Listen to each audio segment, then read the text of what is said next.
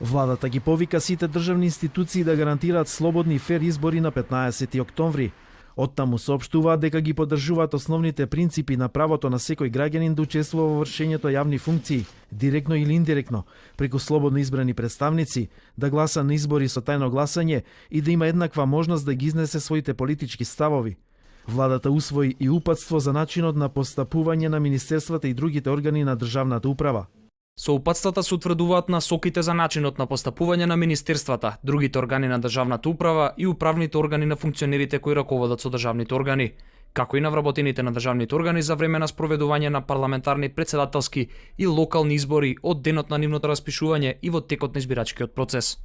Државната изборна комисија пак на седница разгледа неколку одлуки и извештаи во врска со локалните избори, меѓу кои барањата за акредитации за меѓународни наблюдувачи, одлуката за објавување на описите на избирачките места, извештајот за избирачкиот список по извршениот јавен увид и извештајот за распределба на рекламните паноа и билборди по случаен избор.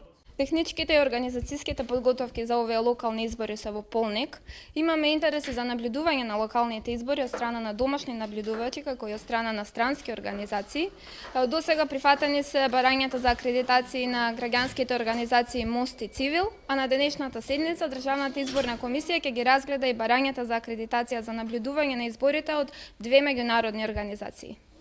Државната изборна комисија во општина Ѓорче Петров ја вратила кандидатската листа за советници на партијата Левица, затоа што имале поголем процент од предвидениот жени од мажи. Левица има рок до утре попладне да ја смени листата, да тргне една жена и на нејзино место да стави маж, бидејќи според изборниот законник немале еднаква родова застапеност. ВМРО ДПМН пак бара Државната изборна комисија да овозможи референдум против изградба на станови за мигранти, иако според статистичките податоци, бројот на мигранти е значително опаднат во споредба со претходните години. Државната изборна комисија не смее да си дозволи да подлегне под притисоците на СДС и нејзина должност е да ги спроведе локалните референдуми за мигранти. Во спротивно, председателот на ДИК, Чичаковски, и сите членови кои ќе гласаат за таквата одлука, кривично ќе одговараат.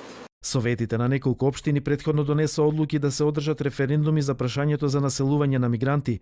Жителите на Штип, Кавадарци, Битола, Гевгелија и скопските општини Газибаба, Аеродром и Карпош ќе гласаат на референдум кој се планира да се одржи на денот на локалните избори.